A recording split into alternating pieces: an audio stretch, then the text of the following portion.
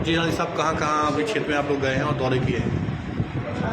जी अभी जैसे कुछ नगर के कुछ गाँव हैं, लवकुश नगर अभी पूरा हमारा मतलब लवकुश नगर राजनगर तीनों जगह में चल रहे हैं। और चूँकि बीच बीच में जनता के अचानक से आ जाते हैं कि भाई आप यहाँ आ जाइए, तो कई बार हमें दौरे छोड़कर भी बीच बीच में जाना पड़ता है।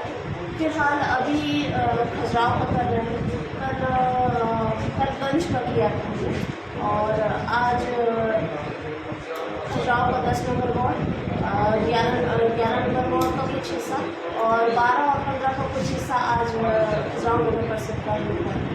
भाजपा प्रत्याशी आरोप लगाते हैं कि तानाशाही यहाँ पे हावी है, क्षेत्र में कहीं वो निकलते नहीं हैं, इस पर क्या कहेंगे? देखिए, पहली बात तो मैं आरोपों की जहाँ तक बात करूँगी तो आपको फील्ड पर ये चीज़ दिखाई देगी। लोग बेझिझक आकर जब हमें गले लगाते हैं तो मुझे ऐसी कोई चीज़ नज़र नहीं आती है, शायद सामने वालों को नहीं आती है। और यहाँ तक कि महिलाएं अपनी शायद दूसरे प्रत्याशियों से तो वो अपनी बात कहती ही नहीं है और मुझसे तो मतलब वो कई बार कहते हैं साहब आप तो हमारी अपनी है इसलिए आपसे तो हम लड़ सकते हैं। आप बताइए किसी भी समस्या क्या ये ठीक है कि जब लोग तुमसे कह रहे हैं कि हम आपसे लड़ेंगे और आप उससे लड़कर हक से हम आपसे क्या पूछेंगे? समस्याएं बताती हैं कई बार मतलब हम लोग को दौरे में टाइम इसलिए लग जाता है क्योंकि लोग घेर कर खड़े होते हैं। घेर कर कैसे? सामंतशाही में तो डर होता है, वो डर आपको कहीं भी लोगों को दिखाई नहीं दे रहा। आप अपनी टक्कर किससे मानती है, बहुजन समाज पार्टी क्या भाजपा? जी, मैं टक्कर फिलहाल भाजपा की उन नीतियों के खिलाफ होगी।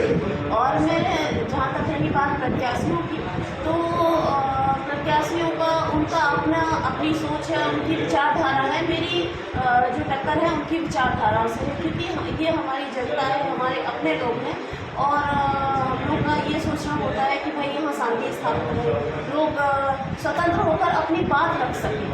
प्रतिनिधि वही है जिससे आप अपनी बात बेझिझक करें, बिना डरे कह सकें। तो मेरी सीधी मैं यहाँ पर यही मानूंगी कि मैं सिर्फ विचारधारा लगा कुछ भाजपा को छोड़कर कांग्रेस में शामिल हुए, इससे क्या कांग्रेस की स्थिति मजबूत होगी या और कमजोर होगी? नहीं, बिल्कुल इस चीज़ से कांग्रेस की स्थिति मजबूत ही होगी। और जो लोग आए हैं उनका मैं बहुत बहुत स्वागत करती हूँ क्योंकि वो लोग भी परेशान होकर आए हैं, भाजपा की उन नीतियों के कारण परेशान होकर आए हैं जिससे उन्हें या तो सम्मान नहीं मिला या उनकी उपेक्षा की गई या जनता की उपेक्षा की गई। क्योंकि जब एक जनप्रतिनिधि या कोई भी व्यक्ति जनता के बीच में जाता है तो उससे जनता की उपेक्षाएं होती हैं और जब वो उपेक्षाएं पूरी नहीं कर पाता है तो एक जो सच्चा प्रतिनिधि होता है वो दुखी होता है। तो कई ऐसे सच्चे प्रतिनिधि हमारे पास आए हैं, भाजपा से आए हैं, कई और दलों से आए हैं, उनका बहुत बहुत स्वागत।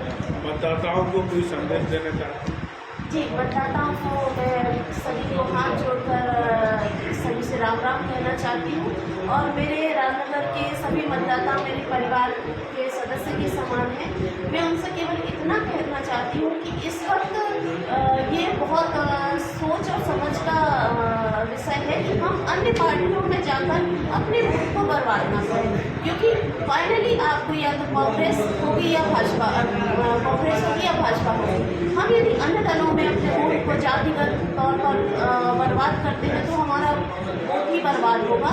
और इस वक्त बहुत सोच समझ कर फैसला है। कांग्रेस की सरकार आने वाली है, हमारे कमलनाथ जी की जो नीतियां हैं वो बहुत ही जनहितैषी हैं। 18 साल से जो उन्होंने पीड़ा सही है उसका अब अंत होने वाला है और कांग्रेस की सरकार बनने वाली है। तो मेरा सभी से निवेदन है कि कांग्रेस का साथ दें, अपने लिए वोट करें, अपनी प्रगति के लिए वोट करें, अपने उत्थान के लिए वोट करें। कांग्रेस की सरकार जैसे आप बता रही हैं आने वाली है और आप भी विजयी रथ पर सवार हैं, इस बार विजयी होते हैं तो क्या मंत्री बनाए जाने की उम्मीद है?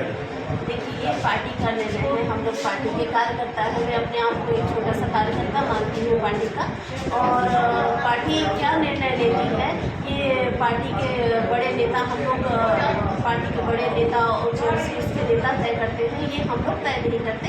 हम लोग केवल अपना काम करते हैं, जनता की सेवा करते हैं। जो भी